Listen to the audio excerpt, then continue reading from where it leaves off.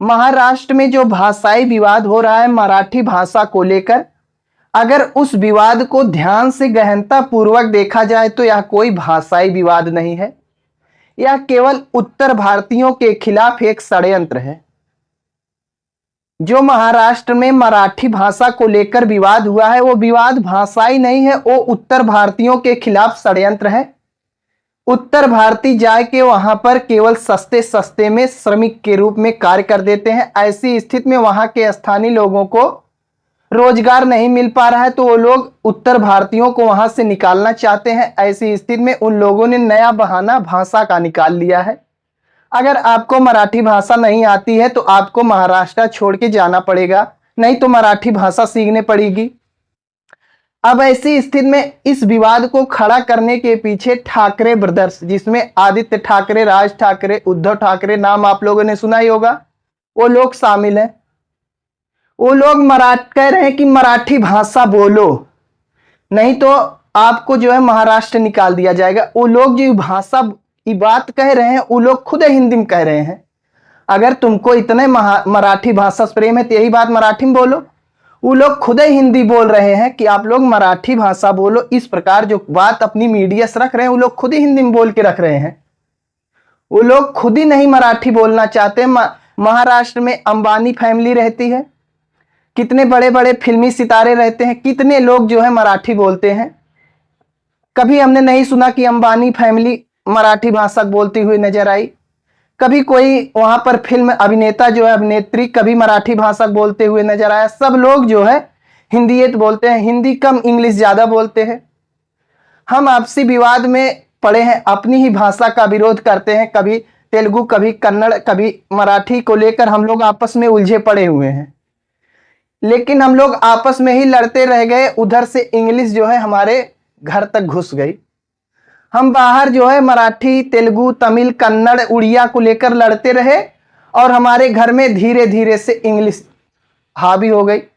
अब आप भले बहरे चिल्ला रहे हैं कि उड़िया बोलो, तेलुगु बोलो, कन्नड़ बोलो, मराठी बोलो, लेकिन असलियत ये है कि आपका बच्चा इंग्लिश बोल रहा है। तो ऐसी स्थिति में महाराष्ट्र में जो भाषा विवाद, नया भाषा विवाद खड़ा किया गया है ठाकरे परिवार के द्वारा, वह केवल राजनीतिक है और उत्तर भारतीयों के खिलाफ साजिश। दरअसल भारतीय जनता पार्टी पूरे प्रदेश में राजनीति करती है तो उसे पूरे प्रदेश में जाकर कहना पड़ता है। अगर वो लोग मराठी भाषा समर्थन कर देंगे तो अन्य राज्य वाले उनके खिलाफ हो जाएंगे। लेकिन जो ठाकरे है, ठाकरे की जो पार्टी है उसे केवल महाराष्ट्र तक ही सीमित रहना है। तो ऐसी स्थिति में महाराष्ट्र के लोगों को खुश करना चाहती है। तो ऐसी स्थिति में जो मराठी बोल के खुद को बहुत बड़ा देशभक्त साबित कर रहे हैं, वो देशभक्त नहीं देशद्रोही हैं। तुम्हारे अंदर अगर इतने हिम्मत है, इतने देशभक्ति है, तुम अपने बच्चों को इंग्लिश मत सीखने दो, क्योंकि ये वही इंग्लिश है जिसका प्रयोग करके अंग्रेजों ने तुम्हारे पूर्वजों को गुलाम बनाया था। इंग्लिश बोल बोलकर तुम्हारे पूर्वजों को लगातार अंग्रेज गाली देते थे, तुम्हारे पूर्वज समझ ही नहीं पाते थे। अगर तुम्हारे अंदर इतने देशभक्ति है, इंग्लिश छोड़ दो। नहीं, इंग्लिश नहीं छोड़ेंगे। इंग्लिश तो अंतरराष्ट्रीय भाषा है। ऐसा ऐसा बोल देंगे कि इंग्लिश मालूम हो रहा है कि उनको खाने दे रही है, इंग्लिश नहीं छोड़ेंगे। लेकिन हिंदी के नाम पे जो है माथा पटक के मर जाएंगे। हिंदी ना बोलो बेटा, इंग्लिश जरूर बोल दो। विदेशी भाषा उसको बोलोगे तुम, खानदान, ये पूर्वजों के अंदर से तुम्हारे गुड़ चला आ रहा है। अपने लोगों का विरोध करोगे, अपनी भाषा का विरोध करोगे, लेकिन विदेशियों को बहुत अच्छे स्वागत करोगे, उनको हथेली बैठाओगे। ये बहुत पुरानी आदत है, नई नहीं है तुम लोगों के अंदर। विदेशी भाषा अंग्रेजी खूब प्यार से पढ़ेंगे, उसका हमारे देश में आज तक कहीं विरोध है नहीं हुआ।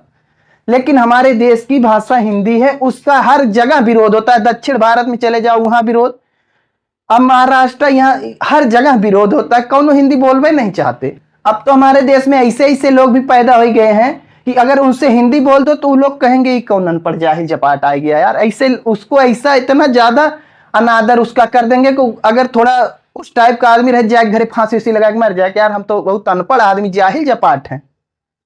हिंदी बोलने पर इतना ज्यादा उसे जाहिल समझ लिया जाता है।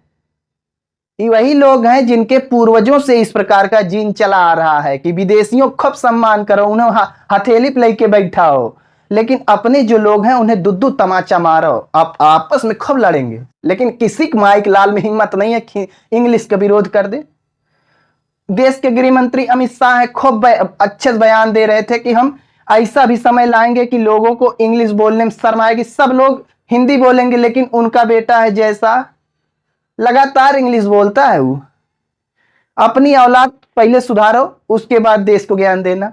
मराठी भाषाई विवाद को बढ़ाने में एमएनएस कार्यकर्ताओं का काफी योगदान है, लेकिन जब एक मीडिया साथी ने एक एमएनएस कार्यकर्ता से कहा भैया थोड़ा आप भी मराठी बोल दो, तो उसको खुदे नहीं मराठी आ रही थी, मराठी अच्छे से खुदे नहीं बोल पा रहा था और सबको कह रहा था मराठी बोलो।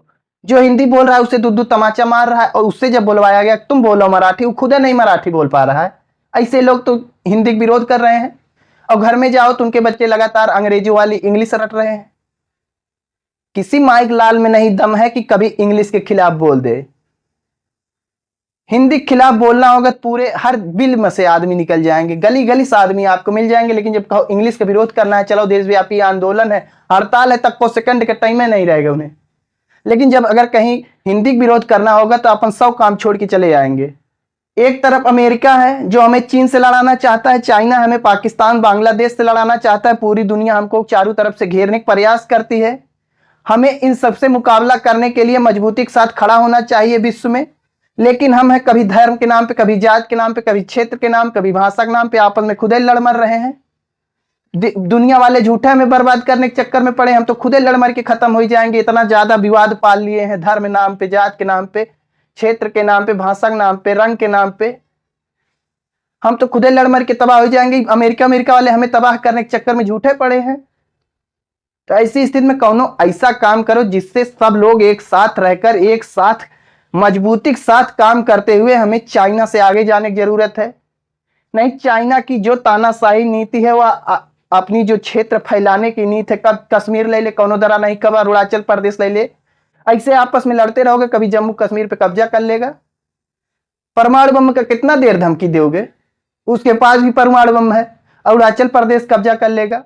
थोड़ी सी आर्थिक स्थिति डैमेज हुई, दो ही राज्य से हाथ धोए जाएंगे। तो ऐसी स्थिति में ऐसा कर्म करो जिससे पूरा देश एकजुट होकर ऊपर लगातार जाए, नीचे आने की जरूरत नहीं है। नहीं नीचे आओगे दो ही तमाचा चाइना वाले आए मारेंगे। एकदम चाइना वाले इंतजार में है भारत कब तबाह हो। तो तबाही के मंजर, तबाही के रास्ते पे न बढ़ो, दुश्मन हमारा इंतजार कर रहा है कब हम तबाही जाएं।